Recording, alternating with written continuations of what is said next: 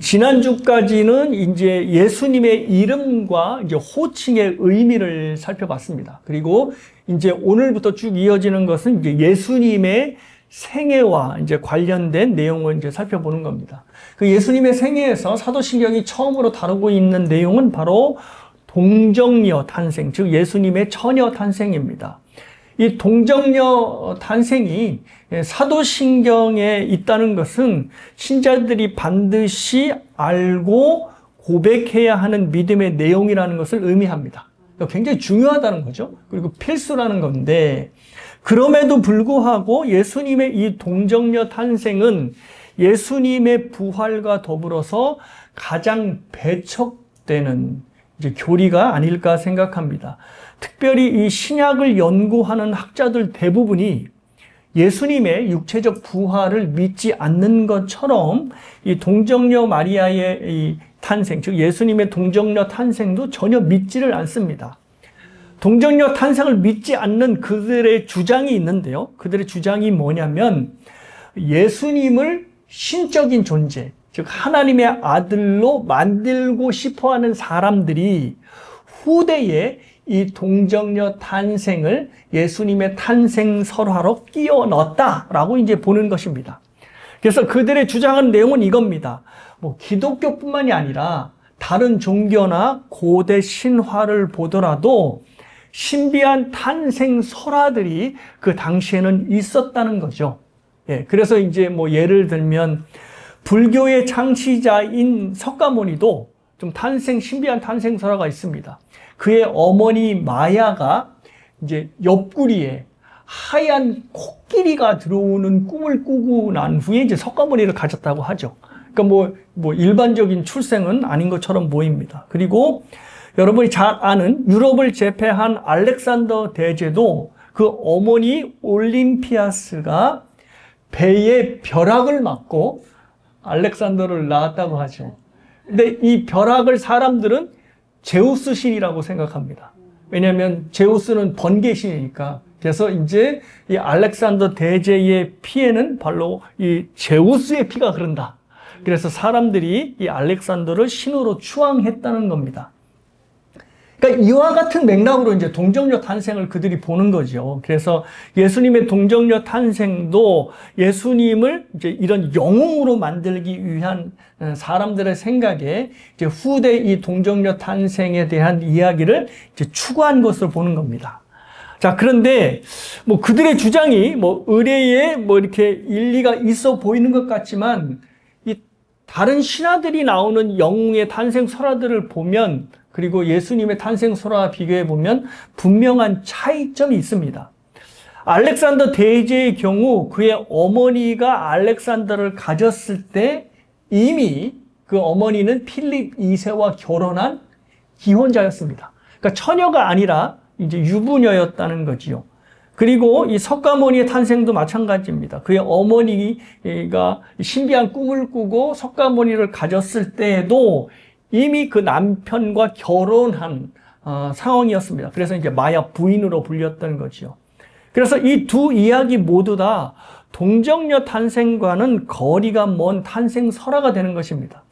그리고 주목할 차이점은 이 영웅들의 탄생 설화는 그들의 주장처럼 후대에 영웅을 만들고 싶어하는 사람들이 이제 집어 넣으려고 하는 이야기이기 때문에 갑자기 만들어진, 그래서 맥락도 없이 그냥 하늘에서 뚝 떨어진 얘기처럼 그렇게 보여지는데, 예수님의 동정녀 탄생은 오래전부터 이 구약에서부터 예언되어 온 말씀이었고, 그 예언된 말씀이 성취가 된 것이 바로 동정녀 탄생이라는 것입니다.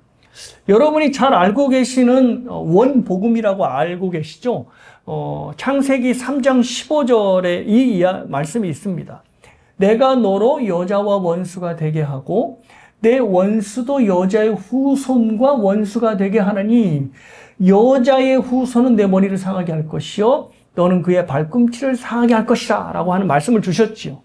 그러니까 창세기의 말씀이니까 이것이 모세가 이것을 지었다고 하면 정말로 2000년, 3000년, 5000년 그 이상의 전에 그 말씀을 주신 것인데, 그 말씀에 이 여자의 후손이 바로 예수님이고 이 여자의 후손이 동정녀의 탄생을 의미한다는 겁니다. 근데 왜 예수님이 여자의 후손이냐는 것을 이제 성취가 된 것으로 이제 말씀을 하냐면 성경이 말하는 후손은 다 남자의 후손입니다. 그래서 족보를 보면 이렇게 되죠. 아브라함이 이삭을 낳고 이삭이 야곱을 낳고 야곱이 그쵸 또 누구를 낳고 그의 뭐 형제들을 낳고 쭉 이렇게 낳고 합니다. 그러니까 남자가 생물학적으로 아기를 낳을 수 없는데도 남자가 낳는다라고 하는 표현을 이 족보가 사용하는 것은 모두 다 남자의 씨를 받은 남자의 후손으로 보기 때문입니다. 그런데 창세기에서 말씀한 대로 예수님은 남자의 후손이 아니라 여자의 후손입니다. 왜냐하면 예수님께서 태어난 그 태가 바로 여자의 태, 즉 여자의 후손이기 때문입니다. 그러니까 남자의 씨를 받지 않은 동정녀 탄생이라는 거죠. 그래서 마태복음 1장을 보시면 족보가 또 어김없이 아브라함 이삭을 낳고 이삭은 야곱을 낳고 야곱은 유다와 그의 형제들을 낳고로 진행이 쭉 됩니다. 그러니까 남자가 남자를 낳고로 진행이 되다가 이제 예수님에 가서는 이렇게 바뀌는 거죠. 마리아에게서, 그러니까 요셉에게서 이렇게 돼야 되잖아요. 원래 족보의 흐름에 의하면. 그런데 마리아에게서 그리스도로 칭하는 예수가 나시니라 이렇게 되어 있습니다. 그러니까 남자가 낳았다고 기록한 족보에서 갑자기 마리아가 예수님을 낳았다고 하는 것은 창세기 3장의 말씀처럼 예수님이 여자의 후손이기 때문입니다. 그리고 우리가 읽었던 예수님의 수태고지인 마태복음, 보라 처녀가 잉태하여 아들을 낳을 것이요 그의 이름을 임마누엘이라 하리라 하고 하는 이 말씀 역시도 이사야 7장 14절 구약 말씀을 인용한 이제 예수님의 동정녀 탄생을 이제 예언한 말씀이라는 거죠. 그러니까 이 구약의 이사야 선지자의 말씀이 성취가 된 것입니다.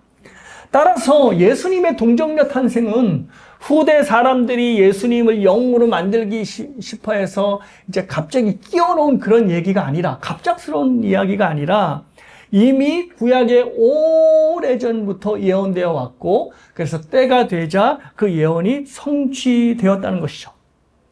그리고 또 하나 굉장히 흥미로운 사실이 있습니다. 그것은 다른 종교에 나타나는 탄생의 설화들은 주인공이 죽고 나서 수백 년이 지난 후에 사람들의 입으로 회자가 된다고 합니다. 그러니까 적어도 한 200년 이상은 지나야 된다는 것이죠. 자, 그런데 예수님의 동정녀 탄생이 회자되었던 때는 20년 내에, 그러니까 예수님이 승천하시고 이 땅에 계시지 않은 후로부터 20년 내의 기록이라는 겁니다. 그거 굉장히 얼마 안 된 거죠. 다른 탄생 설화들은 200년이나 지나서 이제 그 설화들이 이제 사람들의 입으로 이제 돌아다니는데, 예수님의 이 탄생 설화는 예수님이 이 땅에 계시지 않은 20년 내에 굉장히 어떻게 보면 프레시한, 생동감 있는 신선한 기록이라는 것입니다. 그래서 심지어 그 탄생 설화가 이제 돌아다닐 때에 예수님을 직접 목격한 사람들까지도 아직 살아있던 그 시대라는 겁니다. 그러니까 이것은 고고학에서 보면 납득이 안 가는 어떤 설계라고 합니다. 고고학에서 보면 신화적인 탄생을 한 인물이 생존했던 때부터 적어도 몇 세기가 흘러야 사람들에게 회자가 되는데, 이 예수님의 동정녀 탄생은 이 인물이 생존한 때로부터 몇십 년이 안 돼서 이 탄생 설화가 사람들에게 회자가 되니 이거는 전례가 없는 일이라고 고고학에서도 인정을 하는 겁니다. 그러니까 이 모든 내용을 종합해 보면 예수님의 동정녀 탄생은 일반 신화나 또 영웅설화에서 볼 수 있는 후대의 작업이 아니라는 겁니다. 그렇죠? 그러니까 이 첫 번째, 이들이 주장하는 것이 문제가 있다라는 것이 이제 나타났고요. 두 번째, 이들이 동정녀 탄생을 이게 믿지 않는 주장은 조금 이제, 이거는 조금 좀 테크니컬한 겁니다. 성경 신학을 기반으로 두고 있는데요. 이들이 이제 뭐라고 시비를 거냐면, 우리가 아까 이제 살펴보았던 이사야 7장 14절 말씀, 처녀가 잉태하여라는 이 부분이 처녀라고 할 때 이 처녀라고 번역한 히브리어 알마라고 하는 단어가 처녀라는 뜻도 있지만 그냥 일반적으로 젊은 여인을 지칭하기도 한답니다. 그러니까 뭐 그 사람 말이, 그들의 말이 잘못된 주장이 아니에요. 이 알마라고 하는 단어가 이 구약 성경에서 총 7번 사용이 되는데요. 2번만 결혼한 남자를 알지 못하는 처녀라는 의미에서만 사용됐고, 나머지 5번은 이들이 말하는 대로 그냥 젊은 여인들이라고 하는 표현으로 이제 사용된 것이 사실입니다. 그래서 이들이 뭐라고 주장을 하냐면, 이사야 7장 14절은 예수님의 동정녀 탄생을 예언한 게 아니라 그냥 젊은 여성이 결혼하여서 아기를 낳았다라고 하는 것이다. 그러니 이거를 동정녀 탄생으로 믿고 이 말씀이 성취되었다라고 보는 건 잘못되었다라고 이제 그들이 말하는 겁니다. 자, 그러면 실제로 알마라고 하는 단어가 구약에서 남자를 알지 못하는 처녀로도 사용됐지만 그냥 일반적으로 젊은 여인이라고도 사용됐으니까, 그러면 아까 예언의 말씀이 성취되었다던 이 이사야 7장 14절이 어떠한 배경에서 주어졌는가를 보면 좀 명확하게 뜻이 드러나겠죠. 좀 살펴보면 이사야 7장 말씀은 남유다 왕 아하스 시대를 배경으로 합니다. 아하스 시대의 남유다는 상당히 위태로운 시기였는데요. 이 아하스 왕은 뭐 대다수의 왕들이 그러하듯이 하나님을 의지하지 않고 주변의 강대국들을 의지하는 아하스 왕이었습니다. 아하스가 죽자 사자 목을 매다는 이방 나라가 있었는데요. 그 나라가 바로 아수르 제국이었습니다. 이 아수르 제국을 어느 정도 이 아하스 왕이 의지했냐면, 아수르 제국을 방문하고 그 방문해서 이 아수르 제국의 신전이 너무너무 멋있는 겁니다. 그러니까 신전에 있는 것들을 고스란히 본따 가지고 어디다가 예루살렘 성전에다가 그대로 갖다 놓은 이 정말로 어리석고 패역한 왕이 바로 아하스였습니다. 그러니 얼마나 이 아하스가 이 아수르 제국을 담고 싶어하고 또 따라가고 싶어 한다는 말입니까? 자, 그런데 어느 날 북이스라엘의 왕 베가가 아람 왕과 연합하여서 아수르를 공격하자라고 이제 제안을 이제 아하스 왕에게 한 겁니다. 당시 이제 아수르 제국은 고대 근동의 패권을 장악해서 계속해서 나라들을 공격하고 있었거든요. 그러니까 이제 북이스라엘이 이제 아람과 연합해서 이제 남유다도 여기에 끼어들여서 이제 아수르를 몰아내자라고 이제 건의를 이제 제안을 한 건데, 아하스가 그것을 받아들일 리가 없겠죠. 아수르의 신전을 예루살렘 성전으로 옮겨갈 만큼 의지하고 있는데, 그러니 아하스가 단칼에 거절을 한 거죠. 그러자 이 베가와 아람 왕이 확 열이 받아가지고 이들이 연합해서 아수르를 공격해야 되는데 어디를 공격했을까요? 남유다를 공격한 거예요. 그래서 남유다의 모든 성읍들이 다 무너지게 되었고, 이제 예루살렘 함락까지 이제 코앞에 닥친 겁니다. 그러니 아하스가 얼마나 식은땀이 나겠어요. 그러자 하나님께서 아하스를 안심시키고자 이사야 선지자를 통해서 네 유다가 멸망하지 않을 거야 라고 하는 승리의 징조를 말씀해 주시는데, 그 승리의 징조가 바로 이사야 7장 14절입니다. 이렇게 돼 있죠. 그러므로 주께서 친히 징조를 너희에게 주실 것이라. 지금 막 두려워 떨고 있는 아하스에게 하나님께서 이사야를 통해 징조를 주시는 거죠. 자, 그 징조가 뭐냐면, 보라, 처녀가 잉태하여 아들을 낳을 것이요 그의 이름을 임마누엘이라 하리라. 이렇게 됩니다. 이게 이제 징조입니다. 처녀가 아들을 낳는 게 징조라는 거죠. 자, 그런데 징조가 되려면 어떻게 해야 됩니까? 징조가 되려면 우리의 삶에서 일반적으로 일어나지 않은 일이 일어나야 징조가 됩니다. 그냥 상식적으로 뻔히 일어나는 일이 일어나면 그거를 징조로 삼지 않지요. 예. 우리가 일어날 수 없는 일이 일어날 때 잘하는 말이 마른 하늘에 날벼락 떨어졌다 이러죠. 그 말을 하는 이유는 마른 하늘에 날벼락이 떨어지는 일이 없으니까. 그런데 마른 하늘에 갑자기 날벼락이 떨어지면 일반적인 일이 아니니까, 야, 이거 뭔 일 일어나는 거 아니야? 라고 하는 징조로 받아들이는 겁니다. 자, 그러면 아까 그 동정녀 마리아 탄생을 믿지 않는 사람들이 뭐라고 시비를 걸었어요? 이 처녀라고 하는 히브리어 알마가 남자를 알지 못하는 처녀가 아니라 그냥 일반적인 젊은 여성이다라고 했는데, 아니, 일반적인 젊은 여성이 결혼하여서 그냥 아이를 낳으면 이건 일반적인 상황인 거죠. 뭐 특별한 상황이 아닌 겁니다. 젊은 여인이니까 뭐 결혼해서 애 낳는 게 무슨 특별한 상황입니까? 그런데 특별한 상황과 징조가 되기 위해서는 남자를 알지 못하는 처녀가 아들을 낳아야 돼요. 그래야 징조가 되는 겁니다. 그래서 이것이 일어나지 않는 일반적이 아닌 특별한 일이기 때문에 하나님께서는 이 처녀가 아기를 낳는 일을 이제 이사야를 통해 아스에게 승리의 징조로 주셨고, 이 징조는 이제 훗날 700년 후에 이루어져서 정말로 유다가 그때까지 멸망하지 않게 되죠. 하나님께서 700년 후에 일어날 바로 이 일을 아스에게 주신 이유는 예수님께서 어디에 태어나시죠? 유다 지파 다윗의 자손. 그러니까 유다 지파에서 예수님께서 나오시려면 유다가 망해야 돼요? 망하지 않아야 돼요? 망하지 않아야 되죠.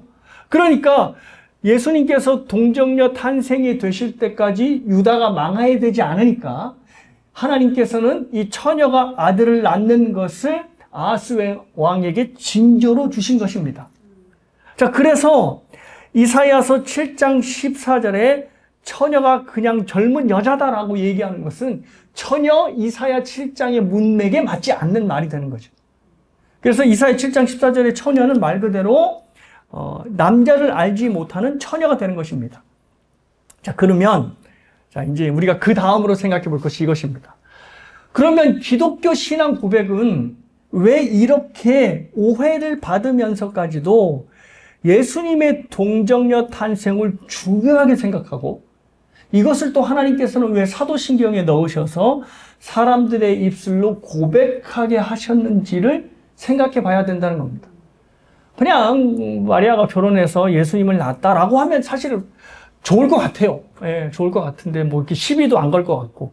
그런데 굳이 마리아 앞에 동정녀 마리아에게 나시고라고 하는 것을 사도신경 안에 넣으셔서 우리의 입술로 수천 년 동안 고백하게 만드신다는 겁니다. 이거를 알아봐야 되는 겁니다. 자, 두 가지로 설명을 드릴 건데요. 첫 번째는 우리를 구원하신 예수님은 흠이 없으신 제물인 동시에 흠이 없으신 제사장이어야 하기 때문입니다. 그러기 위해서 예수님께서 동정녀의 몸에서 태어나셔야만 했다는 거죠. 여러분이 공교롭게도 지난주에 레위기를 읽으셨어요. 근데 이 레위기는 이제 하나님의 백성들이 하나님 앞에 거룩하게 되는 방법, 특별히 이제 제사를 다루고 있는데요. 이스라엘이 거룩한 하나님의 백성 앞에 설 수 있는 방법은 단 하나입니다. 그것은 죄의 문제를 해결해야 되는데 죄의 문제는 뭐로밖에 해결이 안 된다? 제사로 해결이 돼야 된다는 것이죠. 근데 이 제사가 하나님께서 받으시는 합당한 제사가 되기 위해서는 두 가지의 조건이 딱 들어맞아야 됩니다. 첫 번째는 하나님께 드리는 제물이 흠이 없어야 됩니다.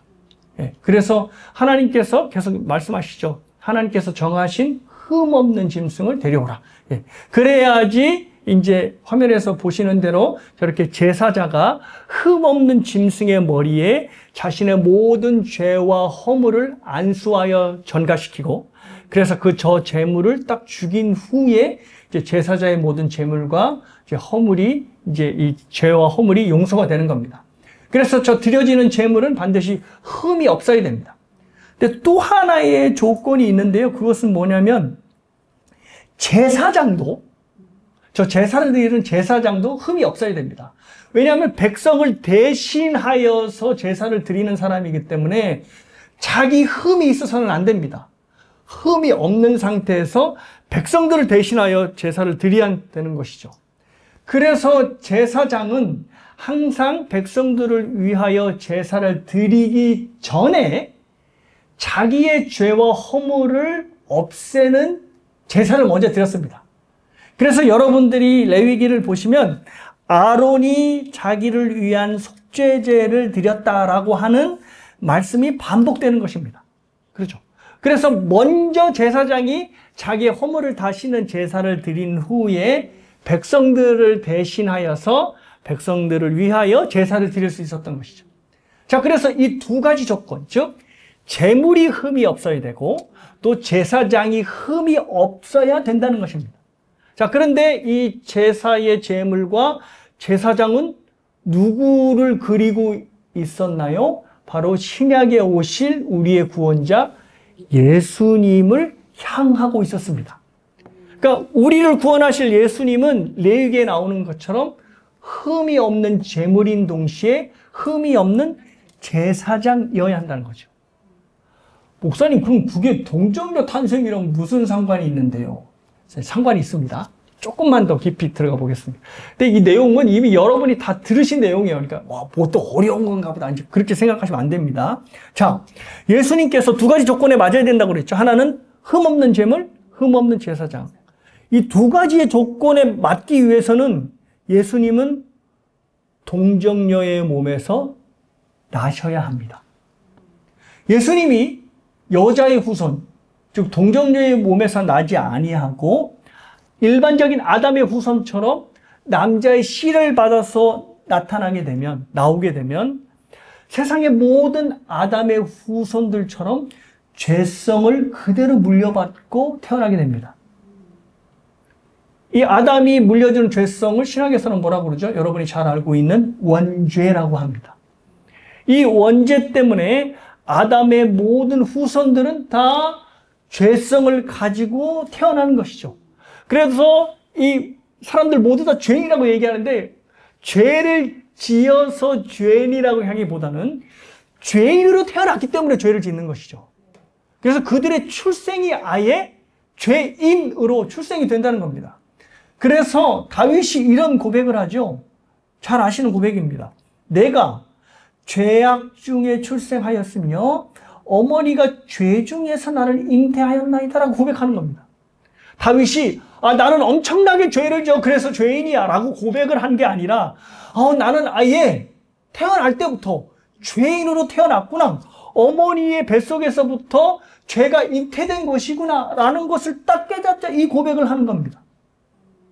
그래서 사도 바울이 뭐라고 고백을 하냐면 모든 인간의 상태는 하나님의 진노를 일으키는 본질상 진노의 자녀다 라고 말을 합니다. 그래서 기독교 신앙의 내용으로 봤을 때 신생아들도 뭐죠? 죄인으로 보는 거죠. 신생아들 보면 이쁘잖아요. 그리고 뭐 아무 짓도 못하고 그냥 누워서 먹고 싸고 그냥 뭐 이렇게 방껏 웃고. 근데 그 아기조차도 기독교에서는 죄인이라고 보는 그 이유는 그의 본성이 다윗이 얘기하고 사도 바울이 얘기하는 것처럼 본성 자체가 죄로 향하여 치닫는 기질을 이미 그 안에 갖고 있다고 보기 때문입니다. 그러니까 아기가 아직 힘이 없기 때문에 그냥 누워만 있을 뿐이지 조금이라도 이제 죄를 지을 힘을 기르면 어떻게 돼요? 본격적으로 죄를 짓기 시작하는 거죠. 그래서 여러분이 뭐 지금은 다 지금 다 키우셨겠지만 육아가 얼마나 힘들어요. 근데 육아가 힘든 이유는 애가 어렸을 때부터 엄마 말을 안 듣기 때문에. 만약 애기가 자기만 생각하지 않고 나를 돌봐주는 엄마를 생각한다면 육아할 만할걸요? 육아 휴가휴직 받을 필요 없을걸요? 그런데 애가 왜 그렇게 나를 진을 뺄 만큼 고생시키냐면 애라서 그렇지가 아니라 철이 없어 그렇지가 아니라 바로 그 안에 자기만 생각하고 자기를 하나님으로 여기는 기질과 성향이 이미 있기 때문입니다. 그래서 조나단 에드워드라고 하는 신학자는 이렇게 표현해요. 사람들이 이미 죄로 향하여 기울어진 성향의 그들 안에 본성으로 갖고 있다라고 얘기를 하는 겁니다. 그래서 기독교 교육에서 가장 중요한 교육의 내용이 되는 것이 뭐냐면 아이들을 있는 그대로 뭐 기죽이지 말고 놔둬라가 아니라 오히려 아이들이 마음대로 행동하지 못하도록 컨트롤하고 엄하게 훈육하는 겁니다. 그러니까 왜냐하면 그대로 마음대로 하게 되면 어떻게 죄악된 성향과 기질이 마구마구 나타나기 때문에 부모님들이 기독교 교육을 하는 가장 중요한 초점은 뭐냐면 이 아이들이 마음대로 할 수 있게끔 해서는 안 된다라는 겁니다. 그러니까 어떻게 해야 돼요? 하지마. 애가 기가 죽는다 할지라도 그거 안 돼 라고 이제 저지를 하는 것이죠. 잠언 말씀, 이거 뭐 이 말씀뿐만 아닙니다. 잠언에 이런 종류의 말씀들이 상당히 많은데요. 한 구절만 읽어드리면, 아이의 마음에는 미련한 것이 얽혔으나 징계하는 채찍이 그것을 멀리 쫓아내리라라고 하는 말씀이 있습니다. 그러니까 우리 사실은 우리 아이들 보면 얼마나 귀해요. 저 아이들이 많아져야 될 텐데라고 이제 기대를 하잖아요. 그쵸? 그래서 너무나 막 이쁘고 막 눈이 막 이 하트가 뿅뿅 돼 있는데, 뿐만 아니라 잊지 마실 사실이 뭐냐면 저 아이들 역시도 하나님을 대적하고 하나님을 불순종하게 한, 그래서 온통 이 세상은 나를 중심으로 돌아가야 돼 라고 하는 자기가 하나님으로 생각하고 있는 그 죄악된 성향으로 입이 기울어져 있다는 겁니다. 그러니까 이제 아이들이 더 크면 본격적으로 더 말을 안 들 거예요. 기대하세요. 네, 기대하세요. 네. 자, 이러한 죄악된 성향이 그냥 온 게 아니라 어디에서 왔다? 다 아담의 죄된 본성에서부터 왔고, 그 죄된 본성이 다 아담의 후손으로 이어졌다는 겁니다. 그래서 사도 바울이 이러한 상황을 이렇게 얘기를 하는데요. 로마서 5장에서 이렇게 얘기합니다. 그러므로 한 사람으로 말미암아 죄가 세상에 들어오고 죄로 말미암아 사망이 들어왔나니 이와 같이 모든 사람이 죄를 지었으므로 사망이 모든 사람에게 이르렀느니라. 여기서 한 사람이 바로 누굴까요? 예, 바로 아담입니다. 아담이 죄를 졌는데 그건 아담의 죄로 끝나지 않고 아담이 지은 죄로 인하여 결국 세상에 죄가 들어왔고 그로 인하여 모든 사람에게 사망이 왕노릇하게 되었다는 것입니다. 그러니까 사람들이 죄를 짓기 때문에 죄인이 아니라 죄인으로 태어났기 때문에 죄를 짓는 것이죠. 그리고 그 결과 죽음으로 대가를 치러야 되는 사망이 그들에게 임하게 된 것입니다. 때문에 예수님은 우리의 구원자가 되셔야 되기 때문에 절대 아담의 후손으로 오셔서는 안 돼요. 아담의 후손과는 전혀 별개인 아담의 씨를 받지 않은 여자의 후손으로 오셔야 된다는 것이죠. 그래서 예수님께서 동정녀에게 출생하셨다고 하는 것은 그냥 영웅이니까 좀 신비한 내용을 껴놓자는 의미가 아니라 바로 죄인으로 출생하지 않으셨다는 것을 의미합니다. 그래서 죄인으로 출생하지 않으셔서 우리를 위하여 대신 죽으실 수 있는 흠없는 제물이 되시는 동시에 뭐가 되었다? 흠없는 제사장이 되셨다는 겁니다. 그래서 히브리서 10장이 이렇게 말씀하지요. 오직 그리스도는 죄를 위하여 한 영원한 제사를 드리시고 하나님 우편에 앉으사 그 후에 자기 원수들을 자기의 발등상이 되게 하실 때까지 기다리시나니 그가 거룩하게 된 자들을 한 번의 제사로, 이 한 번의 제사로가 너무 중요합니다. 한 번의 제사로 영원히 온전하게 하셨느니라. 예수님 스스로가 온전한 제물이 되셨고 온전한 제사장이 되어서 자기 자신을 하나님께 드렸으니 이제 더 이상 드릴 제사가 필요 없어진 겁니다. 왜? 예수님이 자기 자신을 드린 제사가 완벽한 제사가 되었기 때문입니다. 자, 이렇게 예수님께서 자기 자신이 흠없는 제물과 제사장이 되실 수 있었던 여건이 바로 뭐냐면 바로 동정녀 탄생이었다는 것입니다. 자, 그리고 예수님께서 또 동정녀의 몸으로 오셔야 되는 두 번째 이유는 바로 이겁니다. 뭐냐면 예수님께서 동정녀 탄생을 통해 우리와 똑같은 사람이 되시기 위해서입니다. 자, 이것을 하이델베르그 교리문답이 이렇게 이제 정의하고 있는데요. 한번 보십시오. 하나님의 영원한 아드님은 참되고 영원한 하나님이시며 여전히 참되고 영원한 하나님으로서 성령의 사역으로 동정녀 마리아의 살과 피로부터 참된 인성을 취하셨습니다. 예수님의 인성이 다른 데서 온 것이 아니라 마리아에게서 왔다는 거지요. 그리하여 또한 다윗의 참된 자손이 되고 모든 일에서 그의 형제들과 같이 되셨으나 뭐는 없으시다? 죄는 없으시다 하는 겁니다. 자, 예수님께서 하늘에 계신 성자 하나님이셨어요. 그러니까 인간이 되시기 전에 성자 하나님은 뭐였죠? 영이셨습니다. 하나님은 영이시니 우리가 이제 예배 시간에도 읽었죠. 그러니까 성자 하나님도 영이신 하나님이셨어요. 그런데 예수님의 이 성자 하나님의 존재 방식이 어떻게 바뀌느냐면 바로 예수님의 몸에 잉태되었을 때부터 이제 성자 하나님의 존재 방식이 바뀝니다. 그래서 마리아의 태 속에 들어가심으로 인해서 저와 여러분이 겪었던 똑같은 출생의 과정을 겪으십니다.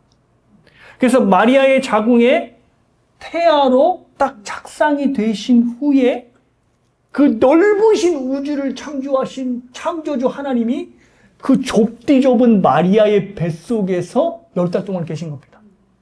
그리고 나와서 밖으로 나오신 후에도 뭐 아기니까 뭔 일을 할 수 있겠어요. 철저히 마리아의 품에 그리고 요셉의 양육에 의지하여서 성장을 해 나가셨습니다. 그래서 유년기, 청소년기, 청년기를 다 거치신 것이죠. 성경이 예수님의 성장의 과정을 다루지 않고 있지만 저와 여러분이 아기 때부터 쭉 겪었던 모든 과정들을 예수님께서는 다 겪으셨던 것이죠. 그래서 특별히 더 가난한 목수의 집안으로 태어난 예수님께서는 우리가 겪었던 어린 시절보다도 더 엄청난 고생을 하셨을 것입니다. 그래서 예수님은 여자의 후손이기 때문에 저 말씀대로 죄는 없으시지만 인간이 겪는 모든 인생의 아픔을 어렸을 때부터 경험하실 수밖에 없었다는 것이죠. 그러니까 이 모든 인간이 겪고 있는 이 고생과 아픔을 경험하기 위하여 몸을 입으시고 이 땅에 오신 그 이유가 바로 그 동기가 바로 예수님께서 동정녀의 몸에서 탄생하셨다는 것입니다. 그래서 동정녀의 몸으로 탄생하신 이유가 이제 이렇게 두 가지가 되는 것이죠. 자, 그렇다면 이제 마지막 우리에게 남은 질문. 그러면 예수님께서 동정녀의 몸에서 탄생하셨다는 게 우리의 신앙생활과 무슨 관계가 있느냐? 우리의 신앙생활에 무슨 유익이 되느냐라고 하는 것이죠. 예. 두 가지를 생각해 보겠습니다. 첫 번째는 아까도 말씀드렸듯이 예수님께서 동정녀의 몸에서 나셔서 인간의 몸을 입으셨음으로 인해서 우리가 사는 삶을 고스란히 경험하셨다는 겁니다. 그래서 예수님은 우리의 모든 삶의 질고와 고통과 아픔을 체험적으로 알고 계시다는 겁니다. 그래서 우리가 예수님께 위로를 받을 수 있습니다. 네가 힘들고 어렵고 고생하는 모든 아픔들 내가 알고 있어. 왜냐고? 내가 몸으로, 네가 지금 몸으로 경험하는 것처럼 나도 몸으로 경험했기 때문이야. 내가 너의 고통과 아픔을 충분히 알아. 라고 하는 겁니다. 사람이 제일 위로가 되는 때가 언제냐면 갑자기 뭐 누가 큰 선물을 하거나 뭐 돈을 주거나 이래서 위로가 아니라 나와 같은 아픔을 갖고 있는 사람이 같은 마음으로 공감하며 위로할 때 엄청난 위로가 됩니다. 이건 돈 한두 푼 아니면 큰 선물에 비할 데가 없는 위로가 되는 겁니다. 그러니까 공감이라는 게 얼마나 위로가 되는지 몰라요. 그러니까 아무 말 특별히 말 많이 하지 않고 그냥 그의 아픔에 함께 눈물을 흘려줄 때 그 눈물만 보고도 아무 말도 안 했는데 받은 것도 없는데 그렇게 위로가 되는 겁니다. 지난 친교 시간 마치고 노래 하나 들었죠? 뭐죠? 들으셨어요? 걱정 말아요. 그대 생각나세요? 네.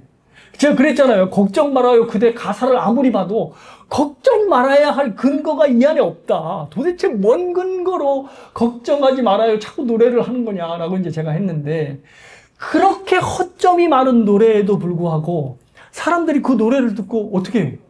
눈물을 흘려요. 은혜를 받아요. 왜 그럴까요?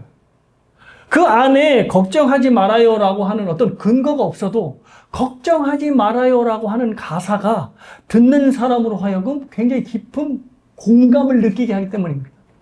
아, 저 사람도 그리고 저 노래를 만든 사람도 걱정을 꽤나 많이 한 사람이구나. 그래서 나에게 걱정하지 말아요 라고 얘기를 하는 거구나 라고 하며 공감을 하며 눈물을 흘리는 겁니다. 자, 그런데 예수님은 우리에게 노래만 하시는 게 아니에요. 뭐죠? 우리가 살고 있는 모든 삶의 고난과 아픔과 진통을 직접 경험하신 분이세요. 그러니 그분이 우리에게 내가 다 안다. 힘들지? 라고 어깨를 두들기며 또 나의 마음을 위로하실 때 깊은 격려와 위로를 받게 되는 것입니다. 그래서 히브리서 기자는 예수님을 우리의 연약함을 동정하시는 대제사장이다 라고 하는 말씀을 하는 것이죠. 자, 그리고 두 번째 동정녀 탄생으로 우리가 받을 수 있는 신앙의 유익은 뭐냐면 중요합니다. 이게 가장 키포인트 같은데요. 더 이상 우리가 죄의 영향을 받지 않고 죄를 극복하며 살 수 있게 되었다는 겁니다. 하이델베르그 교리문답이 바로 이것을 답해주고 있는데요. 예수님께서 동정녀 탄생으로 태어난 것이 우리에게 무슨 유익이 되느냐라고 하는 질문에 이렇게 대답을 합니다.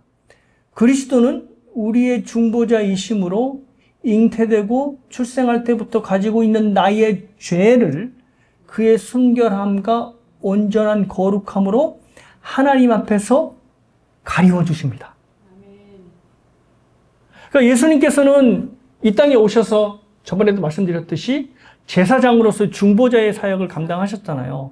그래서 하늘로 올라가셨는데 하늘로 올라가신 후에도 여전히 중보자로서 우리의 죄를 당신의 거룩함과 온전함으로 가리워 주신다는 거예요.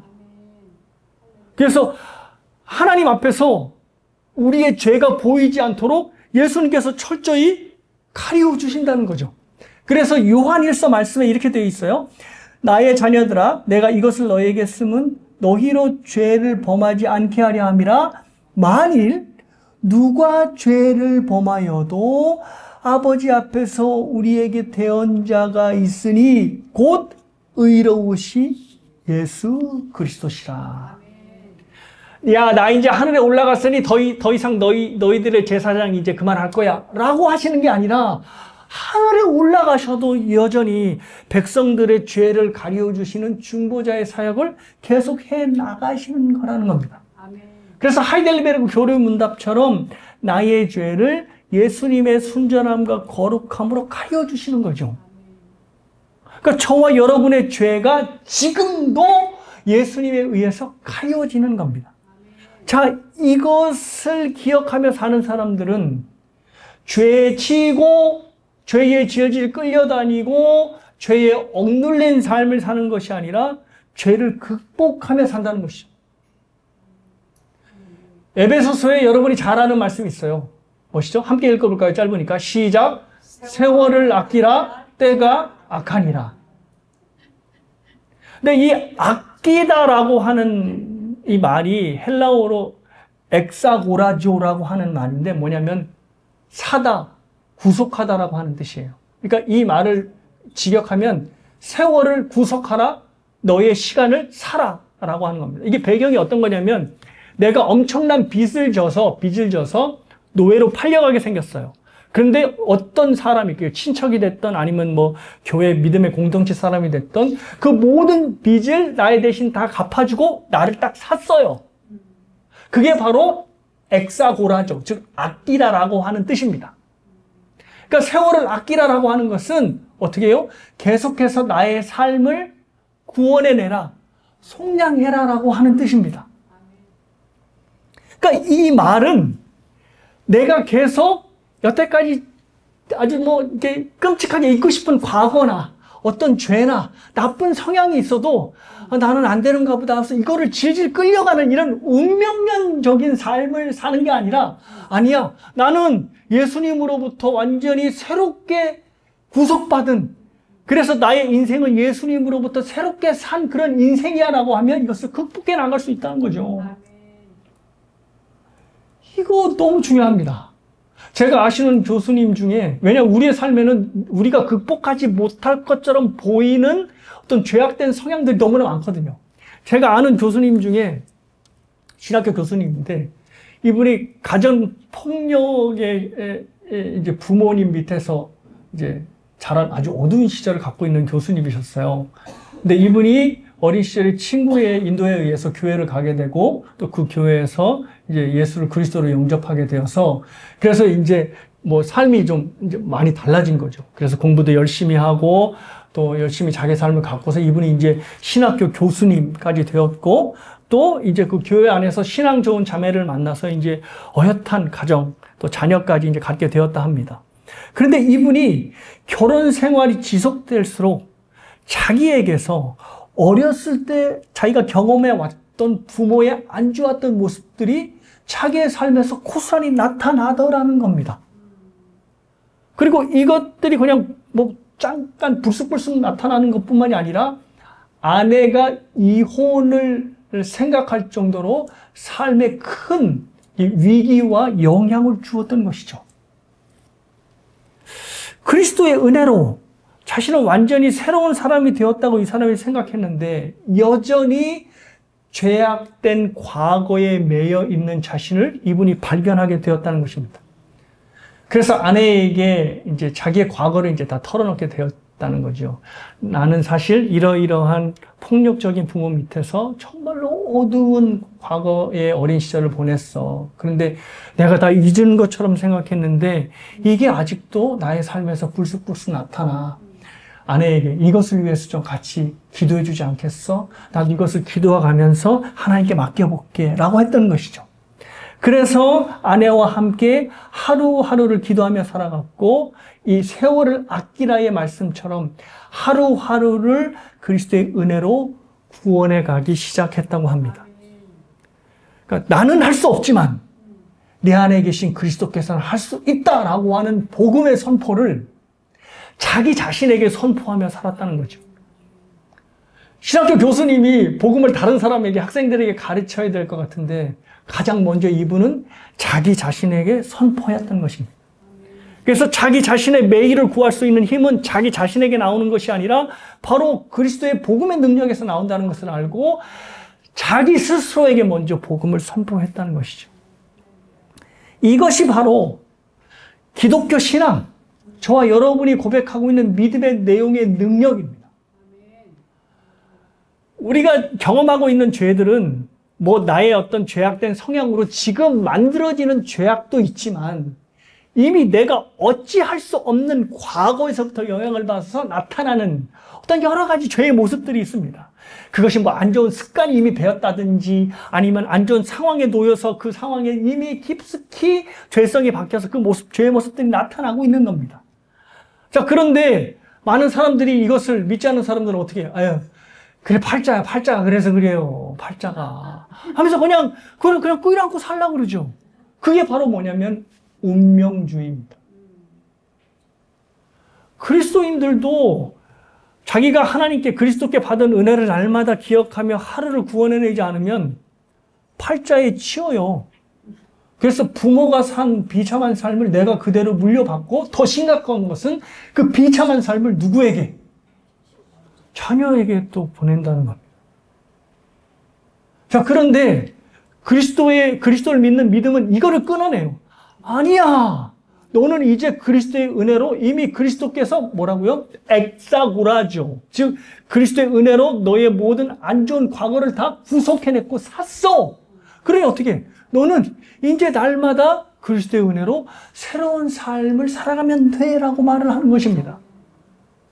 그래서 그 유명한 말씀이 있죠. 보라 이전 것은 지나갔으니 새 것이 되었도다. 그래서 사랑하는 여러분, 자, 중요합니다. 기억하십시오.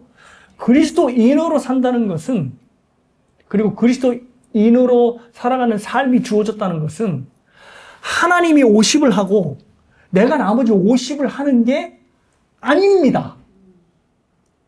착각하시면 안 돼요. 하나님이 50 하셨으니 나머지는 내가 잘 채워서 이걸 100으로 만들어야지가 아닙니다. 하나님께서 우리에게 주신 삶은 저 엑사고라조라고 하는 뜻을 보면 알 수 있듯이 하나님이 이미 100을 다 하셨어요.